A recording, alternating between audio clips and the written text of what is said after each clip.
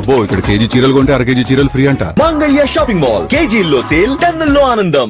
కర్ణాటక మాజీ MP Prajwal Revanna jail అధికారులకు దొరికిపోయారు. ప్రజ్వల్ రేవణ్ణ తన దుస్తులలో ఫోన్, పెన్ డ్రైవ్ రహస్యంగా దాచుకున్నట్లు గుర్తించారు. అత్యాచారం కేసులో పరప్పన అగ్రహార జైలులో ప్రజ్వల్ రేవణ్ణ యావజ్జీవ శిక్ష అనుభవిస్తున్నారు.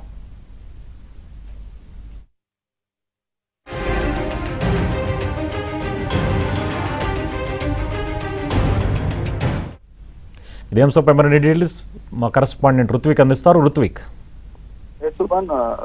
పరప్పన అగ్రహార జైల్లో యావజ్జీవ శిక్ష అనుభవిస్తున్న హాసన్ మాజీ ఎంపీ ప్రజ్వల్ రేవణ్ణ మరో కేసులో చిక్కుకున్నారు. ఆయన తన ఆండ్రాయిడ్ ఫోన్ గానీ అట్లాగే పెన్ డ్రైవ్లు గానీ వినియోగిస్తున్నట్టు అధికారులు గుర్తించారు. కొద్దిసేపటి క్రితమే ఆయన మీద మరో కేసు కూడా నమోదైనట్టుగా కూడా తెలుస్తుంది. 2024 ఏప్రిల్లో హాసన్ లో జరిగిన ఎన్నికల్లో పోటీ చేస్తున్న సమయంలోనే ఎన్నికలకు ఒక్కరోజు ముందుగా కూడా హాసన్ లో వందలాది పెన్ డ్రైవ్లు లభించాయి. ఈ పెన్ డ్రైవ్ లో తాను మహిళలకు అసభ్యంగా ప్రవర్తించిన వీడియోలకు సంబంధించిన పెన్ డ్రైవ్లు కావడంతో దాని మీద దేశవ్యాప్తంగా కూడా పెద్ద చర్చనీయాంశమైంది, సంచలనంగా మారింది. దీని మీద సిట్టు దర్యాప్తు వేయగా సిట్టు విచారణలో అతను అనేక మంది వందలాది మంది మహిళలను లైంగికంగా వేధించినట్టుగా కూడా గుర్తించడం జరిగింది. అనేక మంది మహిళలు కూడా ఫిర్యాదు చేయడంతో ఈ ఘటన వెలుగులోకి వచ్చింది. సిట్టు దర్యాప్తు చేసి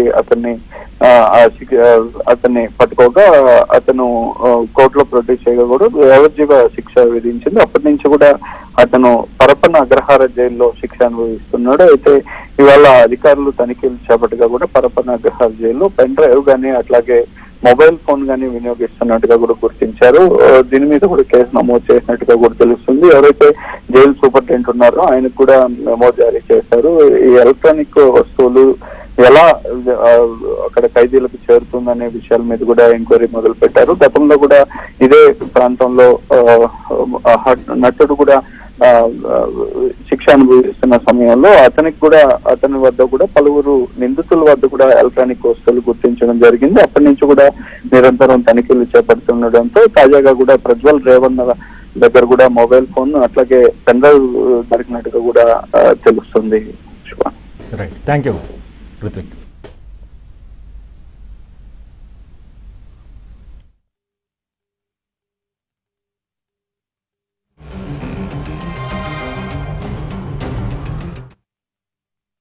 The prisoner is XYZ. He's committed a crime, he's in prison, that's all matters. Whether he's high profile, low profile, it does not matter to us. Is it a message to Karnataka? First of all, it is a message to my department officers that we will not tolerate such things. Number two, the message is very clear to prisoners, whether it's high profile prisoners or low profile prisoners.